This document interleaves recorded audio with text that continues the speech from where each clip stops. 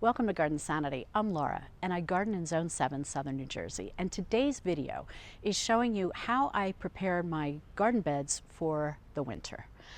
And I hesitate a little bit because I did start this a while ago, and the first step for these beds back here, now this is the limelight hydrangea tree bed, and I showed you this not too long ago when I was doing an emergency pruning on it, and some of the plants were struggling, and then I showed it to you again when I was adding some new hydrangeas to this bed and added some other plants like a really cute little Abelia, which is blooming. I got to show you some blooms on that. It shouldn't be blooming, it blooms in the spring, but I'll show you that in a second.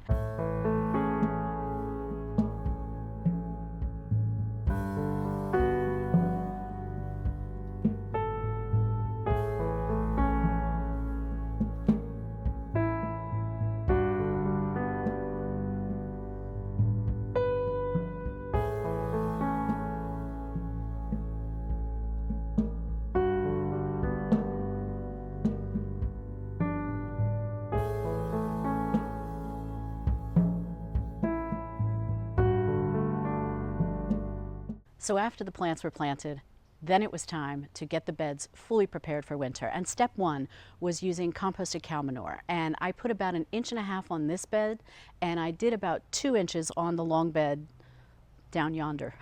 Now, just a little aside, I had seen on the Home Depot website recently, I went and looked at reviews, I always do, because I did remember seeing something about 1 year or so ago, and I wanted to see if that was still the case. And there are an awful lot of reviews on there where they say that the black cow did not seem to be the same composted cow manure of years ago. There were a lot of people that said that the black cow seemed to not be the same because it had a lot of wood bits in it, and it seemed like it was more mulch mixed in with the composted cow manure. I didn't have that case. We had a little bit of trepidation that we were going to find that out, but we used a lot of bags, and every single bag was really good. It was nice manure that like you see here, it just looked like nice dirt, but it was actually composted cow manure. So I'm not sponsored by Black Cow. They don't even know who I am. I'm just sharing this with you in case you, like me, go onto that website on Home Depot or wherever and see some of these reviews. I didn't have that experience, which was really, really good.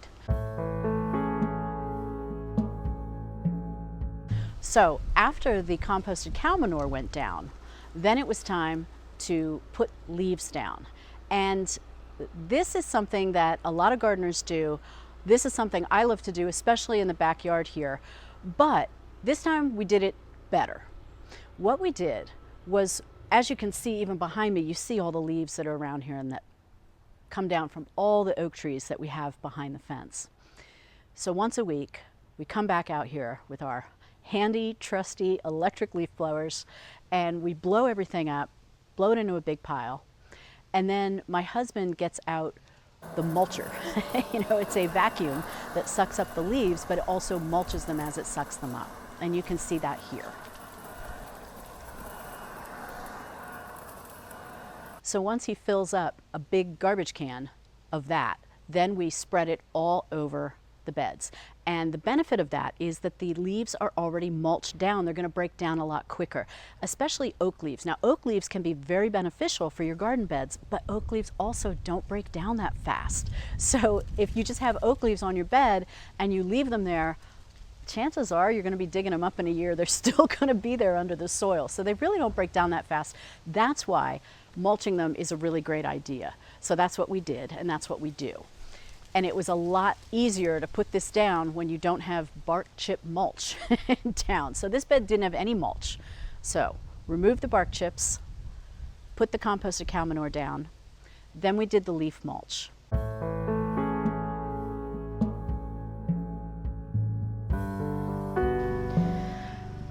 Okay, so this is a good example where I can show you the leaf mulch. And as I mentioned, we do have some full-size oak leaves that are falling on the ground.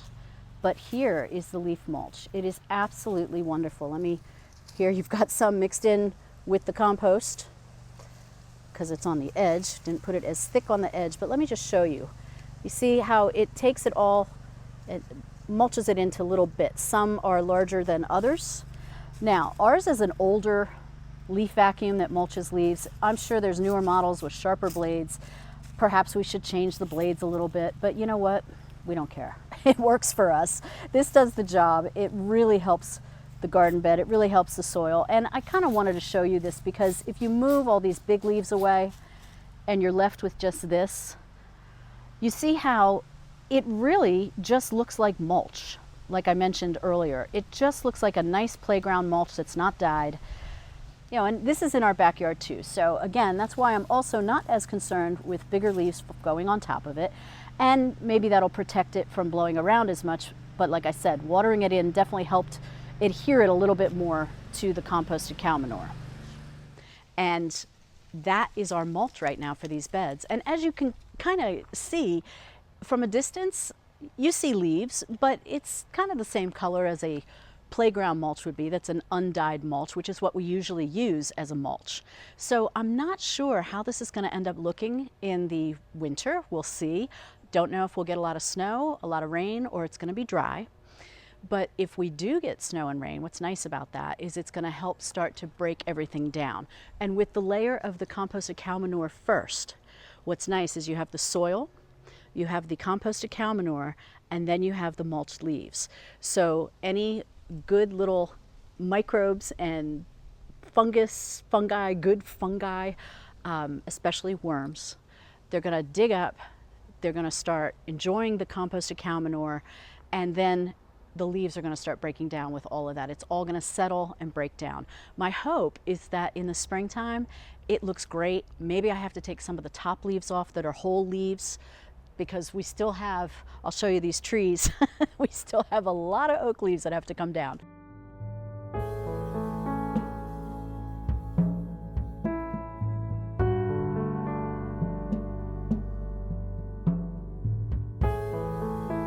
So I think in the spring, what my goal is that I would be taking off the topmost leaves as a layer, and hopefully the mulch leaves can stay. And then we'll see what it looks like, and then if need be, we'll put down the playground mulch that we use in the front yard as well. It's an undyed mulch. It's literally wood chips, breaks down nicely, really benefits the soil. And that's when I do my fertilizing for all my plants, shrubs, and trees as well. So one other thing I'm going to show you is plant markers. Now these are plant markers that I got as skewers on Amazon. I'll put the link in the description box below, but they're basic skewers that you can pick up anywhere, dollar store, you name it.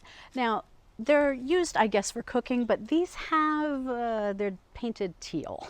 So I don't know how many people want to use painted skewers in their cooking. Maybe people use these as crafts as well. Nonetheless, I got them because I thought the teal color was a little bit prettier for the garden rather than just bare wood sticks. So this is an easy way for me to mark my plants, especially the ones that I don't know how well they're going to keep their leaves for the wintertime, and I don't want to accidentally step on them in the spring as I'm starting to do my spring cleanup. Now, if you don't want such a long stick, you can take your pruners and you can easily snap in two, and then you've got a shorter piece. So I'm going to be using these as we go through these beds just to show you what I'm marking. And they're things like hosta, for example, that dies back to the ground. So just a nice overview for you of what the limelight hydrangea tree looks like. The flowers are all brown, and again, I leave those on for winter interest. As they blow off, that's okay with me. But you can see most of the lower branches were what had dying growth, dead branches, and I took some of those off just because I couldn't stand it. But the proper time, and when I will really clean this up, is in the spring, when I do my spring pruning, and I have a whole mess of videos on that. I'll link to those below in the description box for you, or you can search for them here on YouTube. And then this is the time of year when the boxwood becomes a leaf catcher, as does the entire bed. But now I'm not as worried about it anymore, now that I remove those bark chips. You've got a little bit of evergreen here, which I love, and these are more hellebores. And then what I wanted to show you is look at this.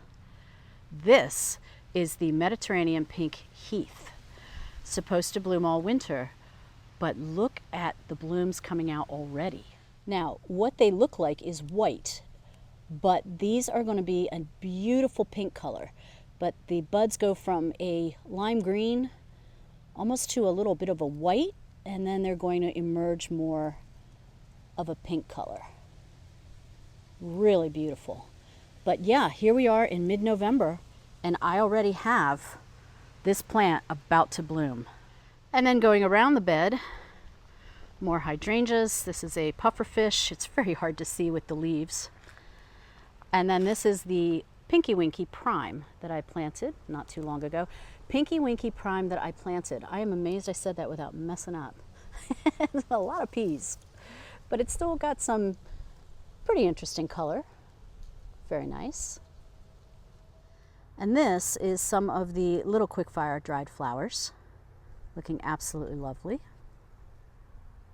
Okay, now this is what I was talking about, where there's a lot of newly fallen oak leaves on top of the mulch we had put down. And I don't mind leaving them there, but what I do want to do is make sure that any plants that I'm not sure where they are, that I mark with my plant markers. So I'm moving these away. This is a heucherella called Capture the Flag. Very tiny leaves. It wasn't happy in the spot it was planted in the long bed. I moved it here about a month or so ago, and it's putting on new leaves. I don't mind it being covered up for protecting the crown during the winter time with leaves. But what I am going to do is I'm going to put this plant marker here so that if I'm stepping around the bed, or when I'm stepping around the bed in the springtime, I know not to step in this area. So I'll cover that back up. And you can see this is a nicer looking heuchera next to it, which I absolutely love. And it's got beautiful color. That color will stay evergreen or ever purpley burgundy during the winter time. So that's very nice.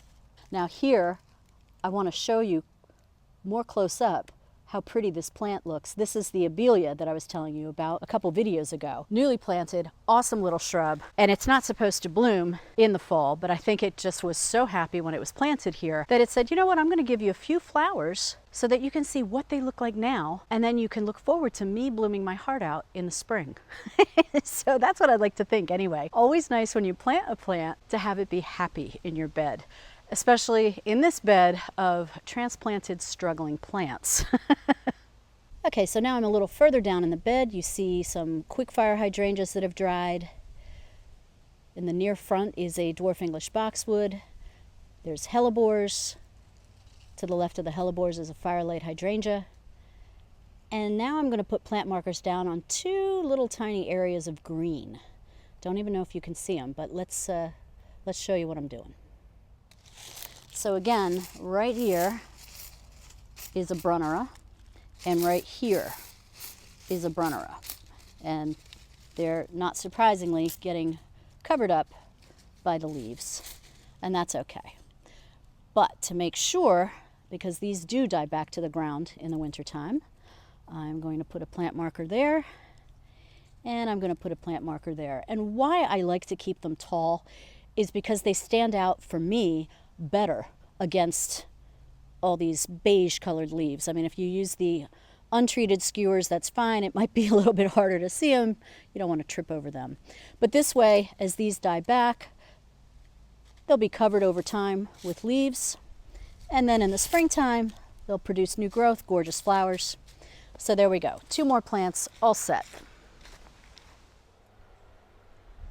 So that's the limelight hydrangea tree bed.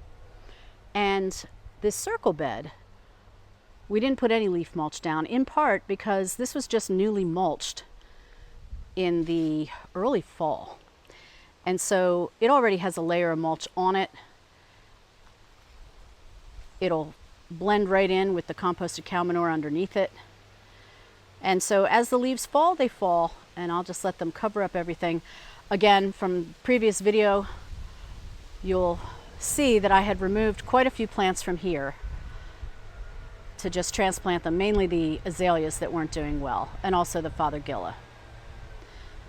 And then, going down here, this is the long bed in the sun. And so this is the other bed that we did the leaf mulch on.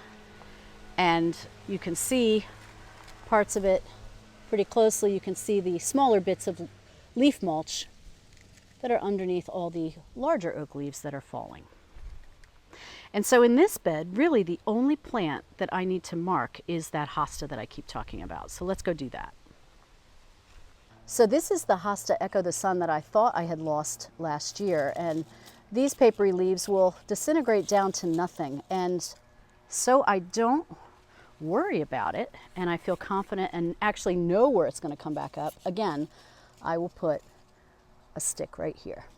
And that way I know, again, not to step on it in the springtime if I'm doing any kind of leaf cleanup, you know, getting some of the larger leaves out. But here you go.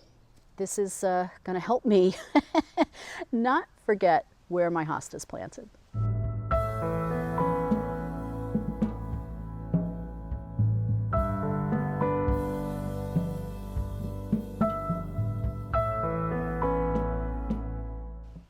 So I hope you enjoyed seeing how I prepare my beds for winter. Very simple, very easy, and as you can see by all the leaves still on the ground, we're still going to be at it for a long time, especially because some of these oak leaves won't come down until maybe mid-February. But in the meantime, I've got my plants marked, I've got the leaf mulch down, I'm good for the winter time. Well, my plants are good for the winter time. Until next time, happy gardening.